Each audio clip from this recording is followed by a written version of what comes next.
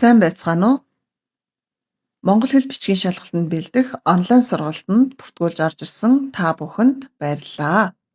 Энэ удаагийн хичээлээр монгол хэл бичгийн шалгалтын агуулга хэрхэн бэлдэх талаар ярилцгаая. Энэхүү шалгалт нь дөрвөн зүйлийг шалгадаг. Нэгдүгээрт ойлгож унших чадварыг шалгах. 700-аас 800 орчим үгтэй орчуулгын бус их уншиж, сонгох хэлбэрийн 10 даалгавар гүйцэтгэнэ. Нийт 20 оноотой. Хоёрдугаарт зөв бичих чадварыг шалгана. Бичил ихээс алдаатай бичсэн 5 үгийг олж зөв бичгийн дүрмээр засаж бичнэ. Энэ нь 5 оноотой. Монгол бичгээр унших чадварыг шалгах. Монгол бичгээр бичсэн 40 орчим үгтэй эхийг хөрвүүлнэ. 5 оноотой. Зохион найруулан бичих чадварыг шалгах. Өгөгдсөн сэдвээр их зохион бичнэ. Энэ нь 20 оноотой. Нийт 50 онооны даалгавар гүйцэтгэнэ.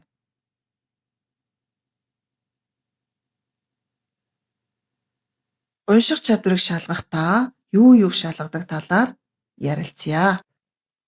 Дүрслэх ур маяг, уран дүрслэлийг тодорхойлж байгаа эсэх, эхийн сэдэв буюу дэвшүүлсэн асуудал, гол санааг ялган тодорхойлж чадаж байгаа эсэх, эхийн утга санааг хэлцээр илэрхийлж сурсан, эхээс зохиогчийн гол санааг илэрхийлсэн үг өгүүлбэр хэсгийг олж чадаж байгаа, дүрийг тохирох үйлдэл нь зөв харгалзуулах, үгийн утгыг зөв тайлбарлаж байгаа эсэх, эхийн эм маягийг тодорхойлох, зохиогчийн сэтгэлийн өнгө аясыг тайлбарлаж байгаа эсхийг шалгадаг. Өнөөдрийн хичээлээр эхийн сэдэв буюу гол санааны талаар ярилцъя.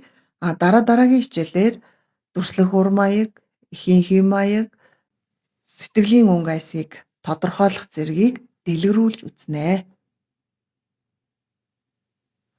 Эхийн сэдэв зохиогчоос уул эхийн утгыг гаргах гэж сэтсэн санаа буюу дэвшүүлсэн санааг сэдэв гинэ. Юуны тухай өгүүлсэн бэ гэдэг нь сэдэв болно. Эхийн сэдэв нь гол санаатай шууд холбоотой. Гол санаа. Зохиолын сэдвийг гол үйл явдлаар дүрсэлж дүгнэлт гаргахыг эхийн гол санаа гэнэ. Уг сэдвээр дэвшүүлсэн асуудал гаргасан дүгнэлтийг хэлнэ. Жишээлбэл Бавгийн лавгсүрэнгийн боржгоны бор талшуулгийн сэдэв гол санааг ярилцъя. Сэдэв. Эх орон, эх нутаг, амьдралын мөн чанар, сав шим ертөнцийн харилцан холбоо, амьдралын зам ёс, гун ухаан, хүний амьдралын утга учирын тухай гэдэг нь сэдэв болно. Тэгвэл гол санаа нь хүн эх нутагтайгаа салшгүй холбоотой байдаг төдийгүй байгаль эхээс төрж байгальдаа шингэдэг. Хүн эх орон, эх нутгаа ээжтэйгээ адилхан хайрлан дээдлэх учиртай мөнх бусын ертөнцид хүн хийсэн бүтээснээрээ мөнх гэсэн санааг дэвшүүлэн тавьжээ. Юуны тухай өгүүлсэн бэ гэдэг нь сэдэв болж, юуг ойлгосон бэ гэдэг нь хийн гол санаа болно. Монгол хэл бичгийн шалгалтанд хэрхэн бэлдэх вэ? Он оны болон жишиг даалгавар сайн ажиллаж, хариутай нь тулгах.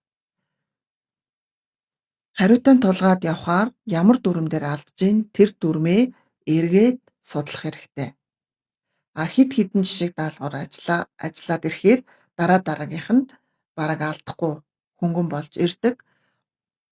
Хүүхдүүдийн хамгийн их оноо алддаг зүйл бол хэлц болон хэлцийн утгыг мэддэггүй. Тиймээс эртнээс хэлцийн утгуудыг маш сайн цээжилж тогтоох хэрэгтэй. Монгол зохиолчийн монгол өгүүлэг, шүлэг, туужийг сайн унших. Мөн бусдын бичсэн их хэсэг ажиглаж уншдаг байх. Ингэж уншиж явах явцдаа уран дүрслэл, ишлэл жишээ баримт та хэрхэн яаж оруулж байна вэ? Хэдэн зохицолбор байна? Зохицолбор тус бүрээ догол мөрөөс гаргаж байгаа эсхийг ажиглаж унших хэрэгтэй. Хүүхдүүдийн дараагийн нэг шалгалтын дээр оноо алддаг зүйл бол цагаа зөв төлөвлөдөггүй. Эхний даалгавар буюу ойлгож унших чадвар, Монгол бичгээ хөрвүүлэх эднэр дээр маш их цаг алдаад их хэсээгээ бичих цаг гаргадаггүй. Тиймээс эхнээсээ жишиг даалгавар ажиллахдаа цаг харж жишиг даалгавар ажиллаж сурах хэрэгтэй. Энэ бүх даалгаврыг би нийтдээ 100 минутанд багтаах ёстой гэдгийг тооцоолох ёстой. Бэлдэж байх хугацаанда цаг харахгүй тайван бэлдснээс болоод яг шалгалтын дээрээ оноо алддаг, цагтаа багтаахгүй алдаа гаргадаг. Тийм учраас эхнээсээ минут хараад ажлаа сурчих хэрэгтэй. Анхаарал тавьсан та бүхэнд баярлалаа.